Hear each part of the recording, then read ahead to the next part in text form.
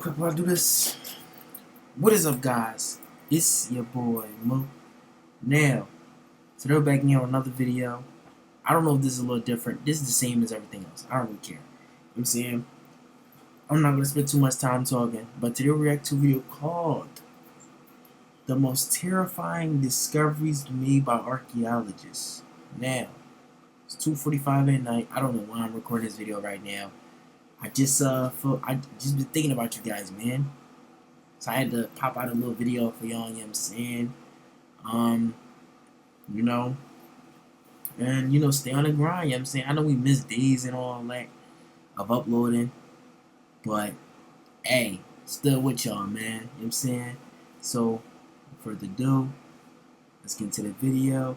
I'm very excited to see what this is gonna be about. Oh shit. I am sure you've all heard the question, what is the scariest animal? I mean, it is one of the greatest icebreakers, at least in my opinion. And some of the more common responses to this are things such as snakes, sharks, spiders, crocs, bears, etc. Now, these answers are fair. They all can be quite scary. But really, statistically, there is only one true answer. And no, it's not mosquitoes. Rather, other humans. No animal causes ourselves as much pain as, well, ourselves.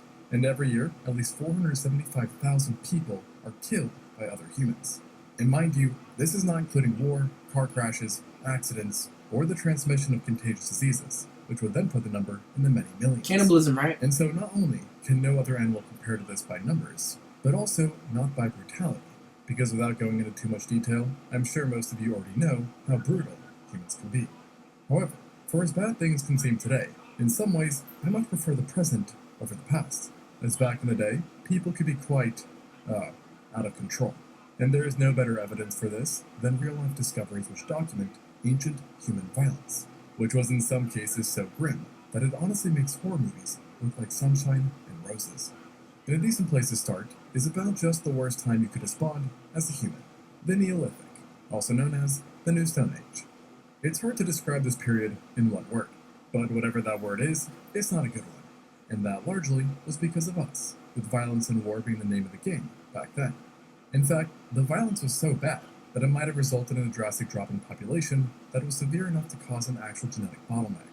And due to this, you might be unsurprised to hear that we know of literally hundreds of mass burials and sites of brutal violence that all trace back to this period. Yet, like everything, there were levels to the derangeness, with some sites being more plain, a simple blunt force victim here and there, while others make you want to go, what the freakosaurus. And one of the most horrifying sites yet was a place known as Herxheim.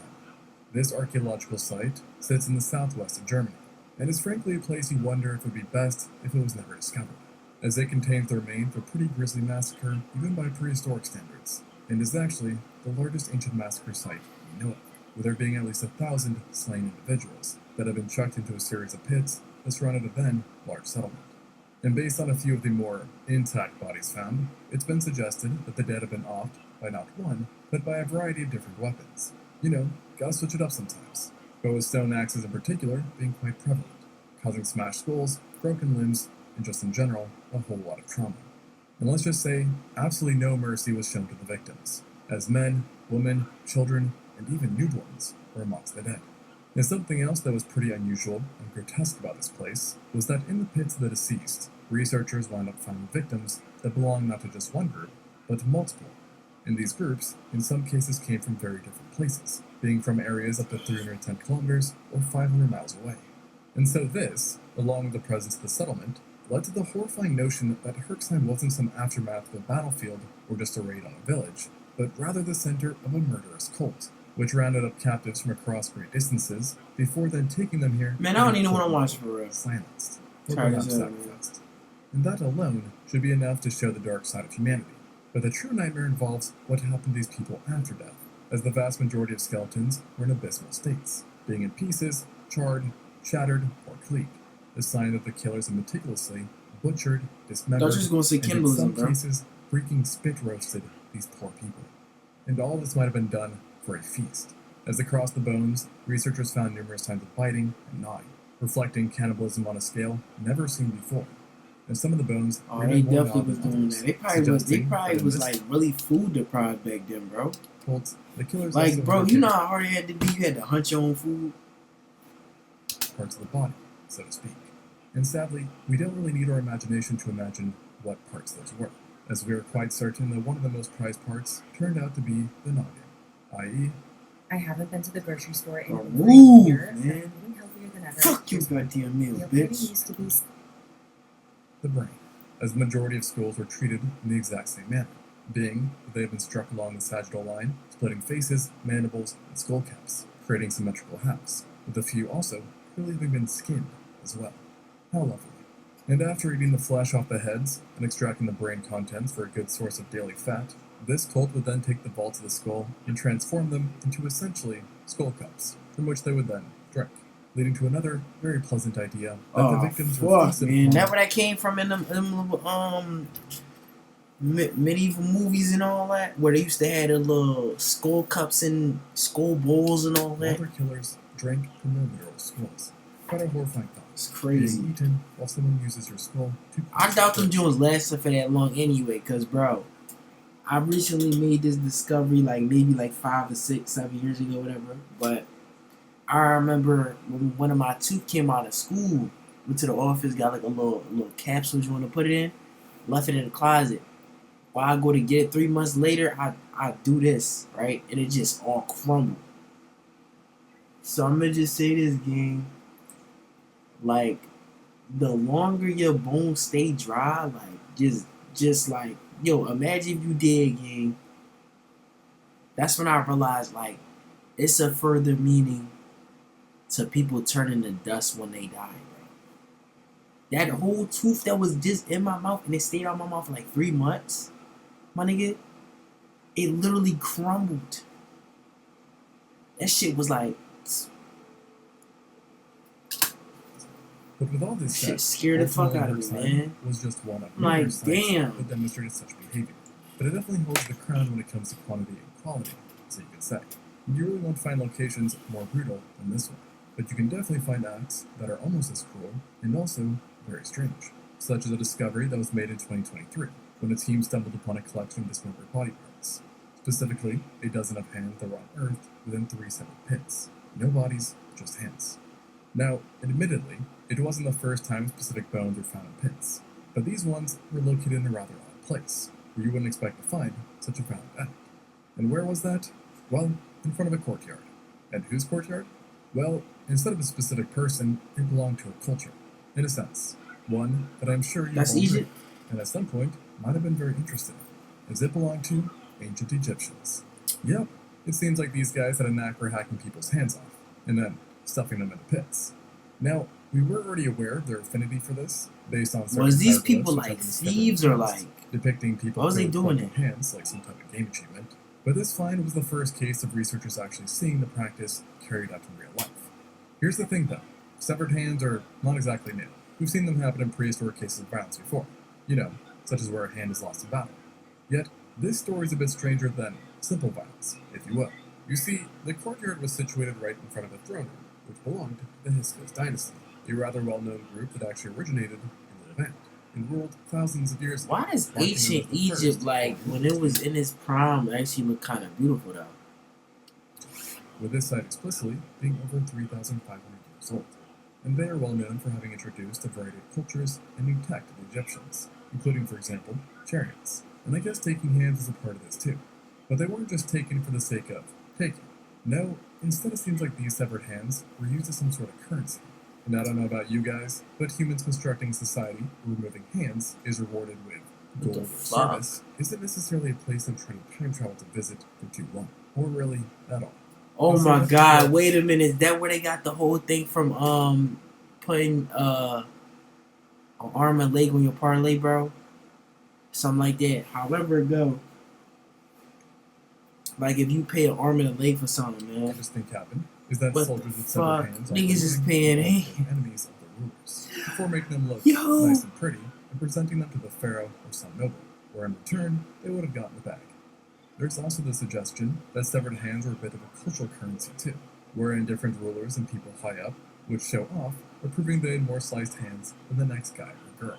And this all makes me wonder how many innocent people ultimately got their hands taken, simply because some soldier, or person, wanted some extra gold, or perhaps that a pharaoh just wanted to show off. And so far, a dozen of hands have been unearthed from this specific site, which, by the way, Yo, they probably was really looking at people's hands and they was like, you know what, you got some nice ass hands. Let me get those. Shh. Bro, can you imagine that, bro? Look at my hands right now, gang. My hands big as shit.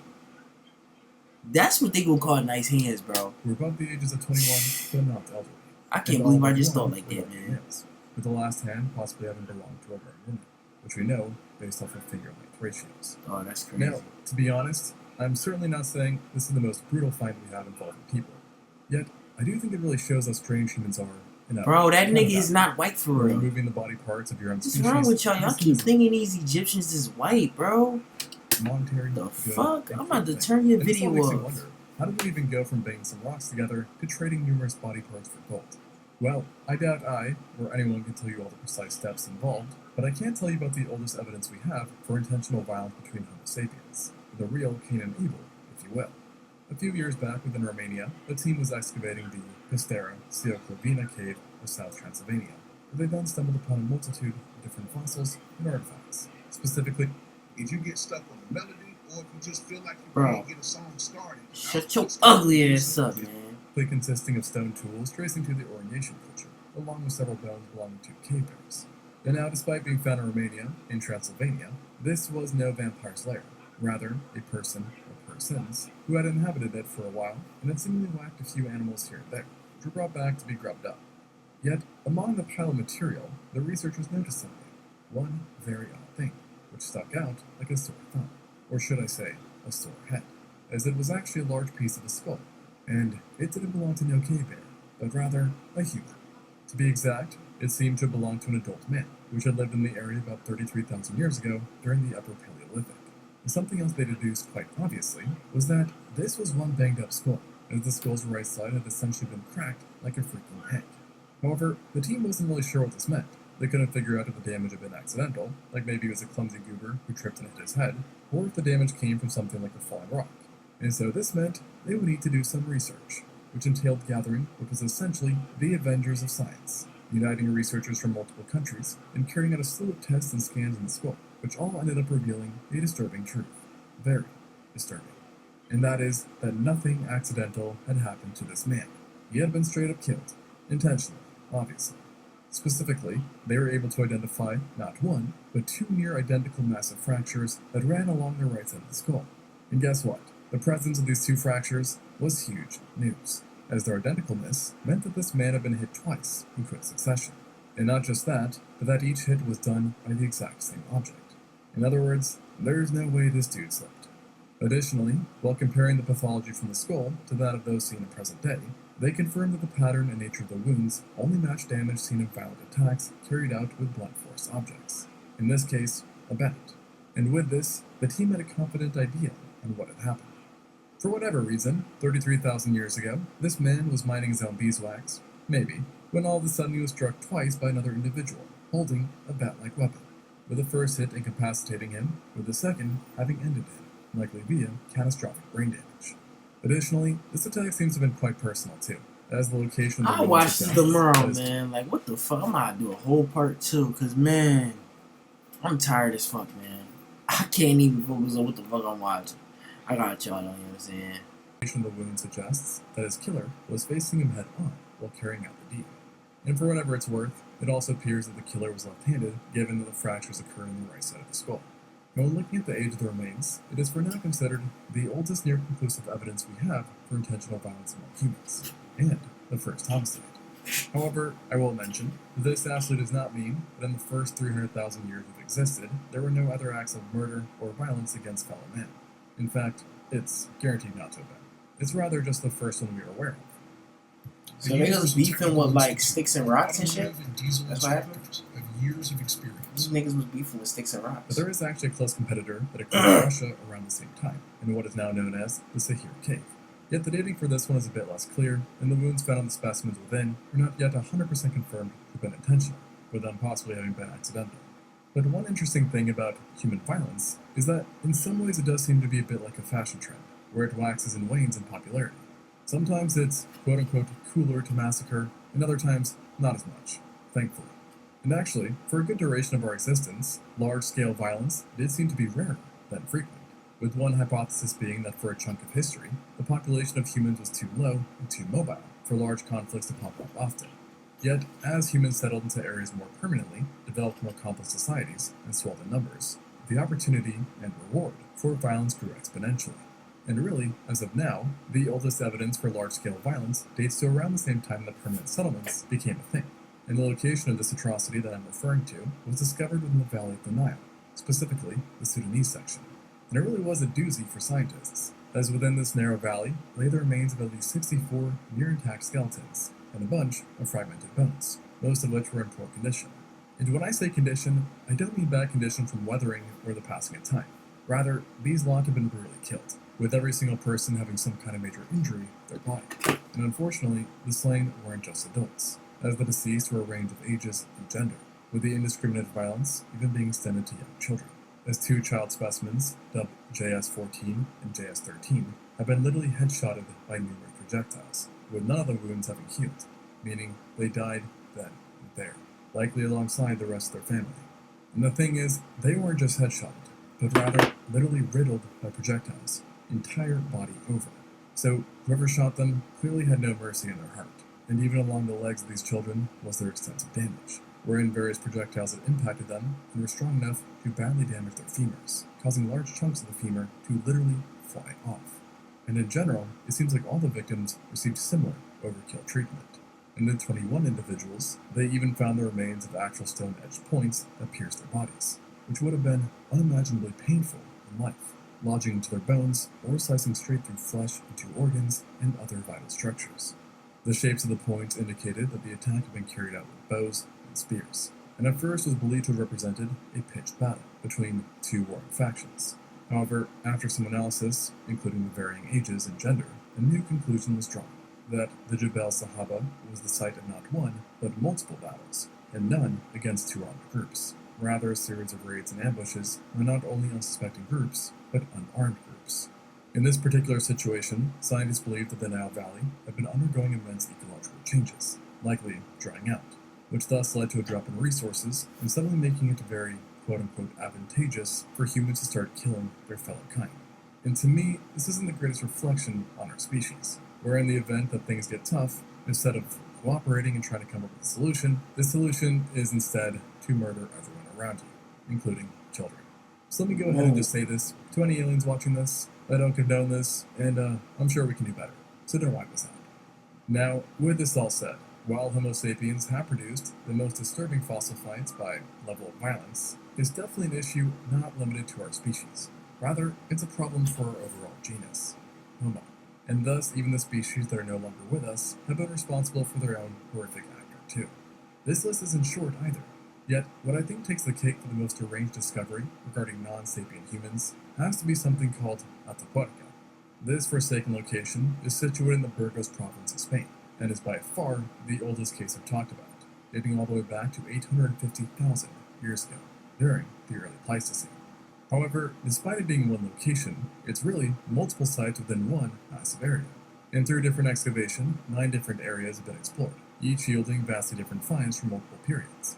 But one of the more memorable ones is the natural chimney of sorts that has accumulated the largest deposit of early hominins that we know of, with the inside of it containing over 5,500 skeletons. And get this, they didn't even all belong to the same humans, with some belonging to Homo heidelbergensis, others to Neanderthals, and some possibly to Denisovans, with the age also ranging greatly, with them being from 350,000 to 800,000 years old. And along with the diversity in species, this site also had variants in terms of what it revealed about our past, as some of the deceased had certain health conditions, like craniosynostosis, while others were evidently killed by their fellow humans via blunt force trauma, and some simply seem to have died from old age. Now, what we aren't sure is if this chimney full of bones was a natural occurrence, like for example, with water having swept over the area, and thus carrying all these bones into this location, or if it was some sort of burial practice. Yet, regardless, this isn't what we are here for, as another area of Atapuerca, dubbed Trinchera Dolina, is in some ways more important and definitely more heinous. Now, this wasn't some narrow chimney, rather a massive cavern that first started Got like a excavated boot. back in the early TDs. Interestingly, there are multiple different quote-unquote levels to this place, each one with a different sediment that represents a different time period. And thus far, there are 11 different levels which are dubbed TDs. Now, most of the TDs are actually rather tame. You might find a tool on one level, some animal bones on the other, etc., etc. You get the picture. However, TD6 was bat poop crazy. It was here the remains belonging to at least 11 different hominins have been found. 11 different hominins that were butchered. Not exactly new news, but here's the thing. More than 30% of the lot had clear signs of having been cannibalized, with bones showing cut marks akin to how hunters butcher animals, with observations also showing that they were scraped, meaning whoever ate them wanted to get every last nook and cranny of meat. So quite upsetting, but I'm about to up it one more time, because this wasn't a simple cannibalistic massacre, rather one aimed at a very specific type of person.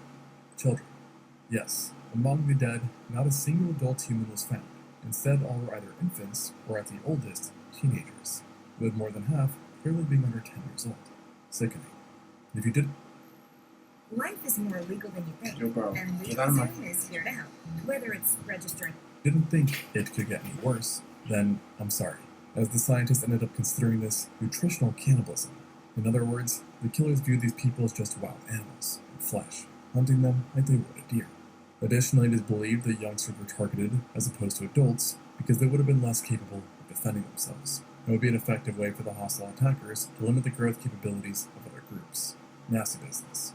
The part that really gets me, though, is that an analysis on the area and its surroundings that compared the rate of human bones to other animal ones suggested that during this region, 850,000 years ago, things were going just fine.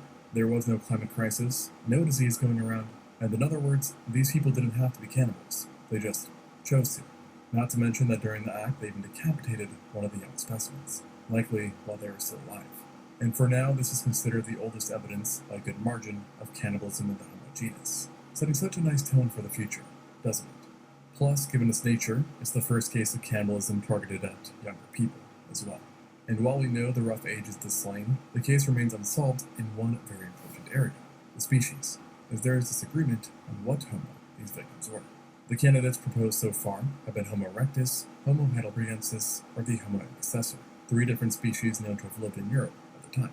And because there was many shared similarities between these different species, and given just the poor condition of the butchered bodies, I refuse to believe there were actually them type of humans that were out. I feel like y'all be lying about this shit. I'm not even gonna lie to you. and to sort out which ones they were explicitly. But this mystery is not the point of the story here, just that our genus is a bit messed up. And science actually kind of supports this as well, as a study in over 1,000 different species found that primates, which is what we are, have much higher rates of interspecific violence than most other mammals do. And in this circle, where red means bad stuff, you can see that we are definitely on the naughty list. Although, I will say that I was pretty surprised to find that the most bloody of all mammals are really meerkats, apparently, not humans. But that's perhaps another story, one that I might talk about on my other channel, Letting Zoo. So if you're not subscribed to that, go do that now. Niggas, this is the end of the video. Humans, given our intelligence and creativity, have the ability to be much more scary and sinister than meerkats. In other words, if I get caught by something trying to kill me, I really hope it's not me, because we can come up with some pretty brutal. Bro, I ain't gonna lie, I had a dream I got killed by a meerkat when I was younger. Like, not killed by one, but like, it was doing all this, it was trying to do all this heinous ass stuff to people. And if you watch any sort of It was true crazy. crime, you know this. But I didn't know it was a meerkat at the ancient time. humans also I just demonstrate remember this. like it was that exact, like anything I seen in movies and stuff would appear in my dreams. So like when I was watching Lion Kings and I think there was a meerkat, whatever the joint was, that was with the warhog and the lion. I was like, damn. Very well. And perhaps the other place shows it like Schöne Kilianstätten. Doesn't exactly roll off the tongue. Well, at least in my tongue. And nor did it on the eyes, as it was here that an unnecessarily brutal act was carried out. Fun fact, this location is actually not far from the major city of Frankfurt in Germany, but in this case dates back to 7,000 years ago, Frankfurt. making it just one of the over 200 million Crazy. sites worldwide of mass violence, hailing from the Neolithic. Once again, highlighting the viciousness of this age. And that at first glance, it doesn't seem so special, as it was much smaller than, say, Herxheim, only consisting of one large V-shaped pit, wherein lay at least 12 different children, 1 teenager, and 13 adults, who had all either been whacked in the head or skewered with projectiles, which was, unfortunately, pretty standard for the time. However, what was really strange here, and not seen anywhere else, was that half of the bodies had the same peculiar pathology, smashed tibias. In other words, they got their shin bones demolished. Pretty unusual. I mean, literally one of a kind. And it was only seen in some of the individuals. But remember, they already had lethal wounds. All of them. So, what does this all mean? Well, according to the team that excavated the bones, it points to a dark hallmark of humanity: mutilation and torture. All the breakage seems to have been carried out with the same weapons. But what was really striking is that the afflicted group were residents of a small Neolithic community. In other words, they weren't some warring adversaries, rather just people living their lives, who were then attacked by a party which decided to not only raid them, but torture them by bashing in their legs, and kill them. Now, it's possible that the attack was done in order to take the resources of this community or the attacker's group. Yet, that still makes the torturing part a big question, and shows perhaps early signs of sadism, which is, unfortunately, actually surprisingly common in humans, at least based on a few studies. There's also the, perhaps weirder but less horrifying idea that the shins were actually broken after death in order to prevent their ghosts from chasing the killers. Odd, but How the hell does it? What? Okay, bro. they are believable. Whatever, Yet the man. one thing that gets me is that, like mentioned, not all the legs have been broken. Plus, even some of the kids have signs of this mutilation. Meaning, it would seem odd that they didn't make sure that all of the ghosts couldn't run after them. But, whatever the case, They didn't sound exactly restore stupid, my though. confidence in humanity. So, I think I'm gonna go take a walk in nature. Peace. Thanks for watching, and until next time, on Extinction. Well, y'all, that was the end of the video. I know y'all know this is light in the background. It wasn't last night. You know what I'm saying? Yeah, I got so tired to the point where I had to shut off half the video, shut off my computer so it can reopen the tabs, and yeah, we back or whatever. But yeah. Y'all stay safe out there. We bipping. I'm probably gonna have y'all with another video tomorrow. But yeah, y'all know that. It's obvious. We out.